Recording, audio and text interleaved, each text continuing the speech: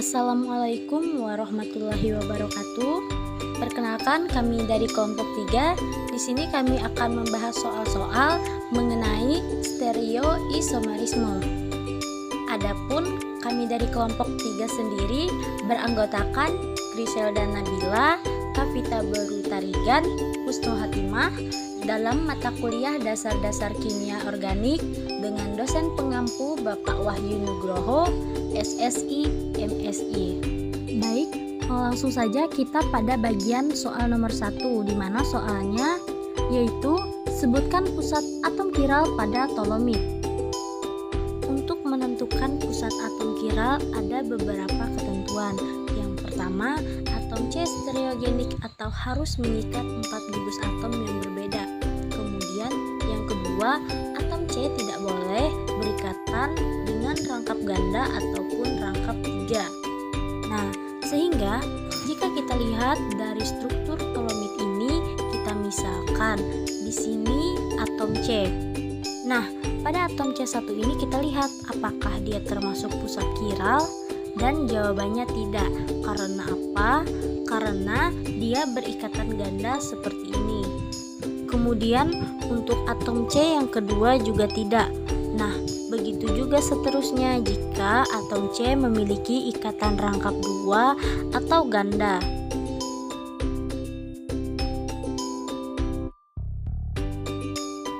Nah, setelah itu kita lihat nih atom C yang selanjutnya. Nah, di sini atom C mengikat atom H yang berwarna putih ini. Kemudian dia juga mengikat gugus yang ada di sebelah kiri ini. Kemudian di sebelah kanan dia juga mengikat gugus seperti ini, yang pastinya berbeda dengan gugus yang sebelah kiri. Kemudian bagian bawahnya dia juga mengikat ini, yang mana gugusnya itu berbeda antara sebelah kiri dan sebelah kanan tadi. Sehingga atom C ini merupakan pusat kiral. Karena apa? Karena dia mengikat 4 gugus atom yang berbeda dan tidak mengikat ikatan rangkap baik itu ganda ataupun 3. Nah, lalu kita identifikasi lagi atom C selanjutnya. Di sini dia mengikat ikatan rangkap ganda, jadi dia bukan pusat kiral. Jadi atom C ini dia bukan pusat kiral. Karena apa? Karena dia mengikat 2 gugus H atau 2 gugus atom H. Jadi karena dia mengikat 2 gugus yang sama, maka dia bukan pusat kiral. Begitu juga dengan atom C di bawahnya. Dan atom C yang di bawahnya lagi itu bukan, karena dia berikatan rangkap ganda. Nah, jadi kesimpulan apa yang kita dapat dari soal nomor 1 ini? Jadi kesimpulan yang kita dapat yaitu struktur tolomit memiliki satu pusat atom C kiral yang ditandai dengan lingkaran berwarna merah karena mengikat 4 gugus atom yang berbeda. Sedangkan untuk tanda X menandakan bahwa atom tersebut tidak kiral atau kita sebut akiral, karena ada atom C yang berikatan rangkap ganda dan juga ada atom C yang mengikat 2 atom yang sama, yaitu atom H tadi. Kemudian yang selanjutnya kita akan membahas soal nomor 2, yaitu atom manakah dari setiap molekul berikut yang merupakan pusat kiral. Nah, di sini ada struktur glyceraldehid, sama halnya seperti soal pada nomor 1 tadi. Di sini kita berikan tanda terlebih dahulu bahwa ini adalah C1, C2 dan C3. Apakah C1 ini memiliki pusat kiral? Dan jawabannya adalah tidak. Karena apa?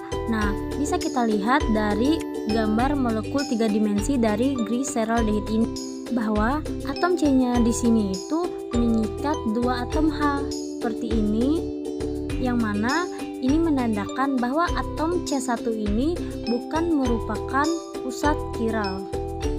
Kemudian untuk C yang kedua di sini dapat dilihat di mana yang pertama gugus fungsinya itu mengikat OH, kemudian dia juga mengikat H, kemudian dia juga mengikat gugus fungsi di sebelah kiri ini atau gugus atom di sebelah kiri ini. Nah, kemudian dia juga mengikat gugus fungsi atau gugus atom yang ada di sebelah kanan ini, di mana atom C yang kedua ini mengikat 4 gugus yang berbeda. Dapat lihat di sini di mana gugus sebelah kirinya itu yang ini, dan untuk gugus sebelah kanannya itu yang ini. Terus yang bagian atas ini adalah OH, dan yang ini adalah H. Nah, jadi ada 4 gugus yang mengikat atom C yang kedua ini. Jadi C kedua adalah pusat kiral. Kemudian kita identifikasi lagi C yang ketiga.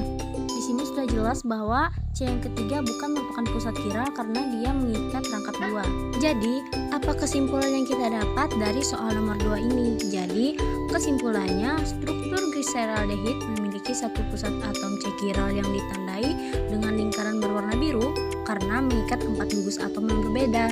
Sedangkan untuk tanda X menandakan bahwa atom tersebut tidak kiral atau akiral karena ada atom C yang berikatan rangkap ganda dan juga ada atom C yang mengikat 2 atom yang sama, yaitu H, contohnya CH2 tadi. Baik, di sini saya akan menjelaskan soal nomor 3, yaitu tetapkan R atau S sebutan untuk masing-masing senyawa berikut. Nah, sebelum kita melihat struktur dari senyawa tersebut, perlu kita ketahui bahwa untuk menentukan R ataupun S pada struktur senyawa, maka ada beberapa langkah yang harus dilakukan, yaitu yang pertama, urutkan prioritas keempat gugus yang melekat pada pusat stereogenik sesuai dengan nomor atom. Semakin tinggi nomor atom, maka semakin tinggi juga prioritasnya. Kemudian yang kedua, posisikan gugus yang prioritasnya paling rendah ke belakang, menjauhi pengamat, lalu amati perputaran dari gugus yang tertinggi prioritasnya ke yang kedua, lalu ke yang ketiga. Di mana untuk perputaran searah jarum jam itu dilambangkan dengan R atau rectus. Kemudian yang berlawanan arah jarum jam dilambangkan dengan S atau sinister. Sekarang kita lihat struktur dari senyawa. Nah, di sini yang pertama kita tentukan terlebih dahulu pusat stereogeniknya. Di sini misalnya kita tuliskan C1, C2, C3, C4, dan C5. Nah, untuk C1 dan C2 itu bukan merupakan pusat stereogenik karena dia berikatan rangkap. Kemudian untuk C4 dan juga C5, dia juga bukan merupakan pusat stereogenik karena dia mengikat gugus yang sama, yaitu H. Untuk C4 dia mengikat 2 gugus H dan 1 C, dan untuk C5 dia mengikat 3 gugus H. Nah, jadi pusat kiralnya itu ada di C3. Kenapa? Karena di sini dia mengikat CH3, Cl, kemudian CH rangkap CH2, dan di sebelah kanan dia mengikat CH2, CH3. Jadi 4 gugusnya itu berbeda. Nah, bisa kita tuliskan seperti ini. Nah, setelah itu kita urutkan prioritas dari keempat gugus yang melekat pada pusat stereogenik ini. Caranya dengan melihat nomor atom dari masing-masing gugus. Nah, di sini C stereogenik ini dia mengikat Cl, mengikat C, kemudian mengikat C, dan mengikat C juga. Nah, jadi antara Cl dan C itu yang memiliki nomor atom tertinggi adalah Cl, sehingga Cl itu prioritasnya yang pertama. Kemudian, karena C stereogeniknya ini mengikat 3C, maka yang kita lihat adalah atom selanjutnya. Nah, untuk CH3, di sini dia mengikat 3H. Kemudian untuk CH2, CH3, dia mengikat 2H dan juga 1C. Dan untuk CH, rangkap CH2, dia mengikat 1H, dan untuk ikatan rangkap ini berarti dia seolah-olah mengikat 2C.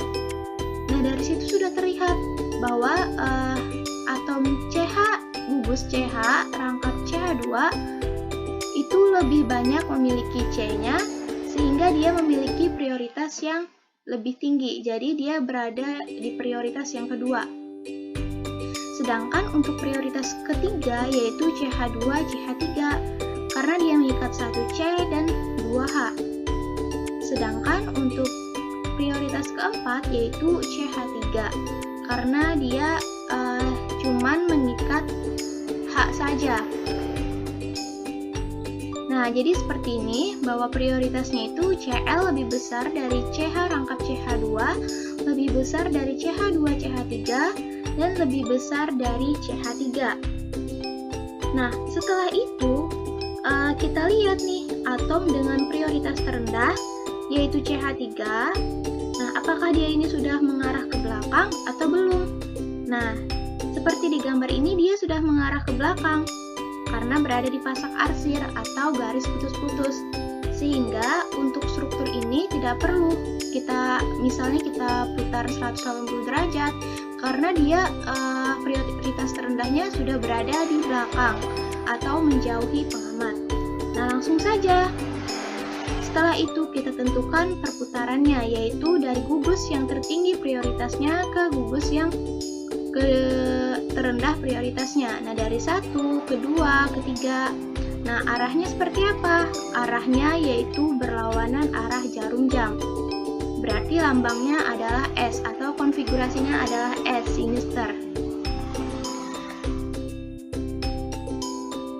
Nah, kemudian soal nomor 4, katakan apakah dua struktur di setiap pasangan mewakili enantiomer atau dua molekul dari senyawa yang sama dalam orientasi yang berbeda. Nah, jadi sebelum itu kita perlu mengetahui bagaimana cara menentukan apakah struktur tersebut enantiomer atau bukan. Nah, jadi hal yang bisa kita gunakan adalah dengan menggunakan konfigurasi R dan S. Nah, untuk menentukan konfigurasi R dan S itu sama seperti pada nomor 3. Nah, kemudian kita harus mengetahui apa sih itu enantiomer. Nah, enantiomer itu sendiri adalah pasangan bayangan cermin.